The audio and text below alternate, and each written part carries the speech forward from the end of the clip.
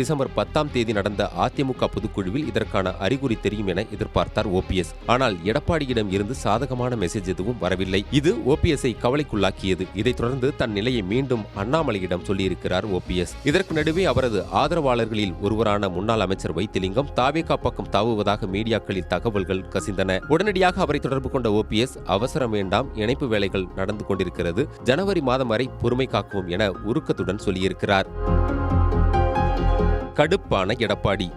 இதற்கிடையே ஓபிஎஸ்க்கு green signal வராததால் கடுப்பான டெல்லி மேலிடம் எடப்பாடி பழனிசாமியிடம் விளக்கம் கேட்க நயினார் நாகேந்திரனை டிசம்பர் 11ஆம் தேதி தூதாக அனுப்பியது. பொதுக்குழு குறித்து விவரங்களை முதலில் கேட்ட அவர் பிறகு டெல்லி மேலிட எதிர்பார்ப்புகள் குறித்து பேசியிருக்கிறார். அதாவது வரக்கூடிய தேர்தலில் 54 தொகுதிகளை பாஜகவுக்கு ஒதுக்க வேண்டும், டபுள் டிஜிட்டில் பாஜகவை வெற்றி பெற வைக்க வேண்டும் என்றவர் மெல்ல மெல்ல ஓபிஎஸ் விவகாரத்துக்குள் வந்திருக்கிறார். அதை கேட்டதும் முகம் மாறிய எடப்பாடி, நீங்க சொன்னதை மட்டும் நான் செய்யணும், நான் சொன்ன எதையுமே நீங்க செய்ய மாட்டீங்களா? திமுக அமைச்சர்கள் செய்த முறைகேடுகளை பட்டியல் போட்டு டெல்லிக்கு அனுப்பி வைத்தேன்.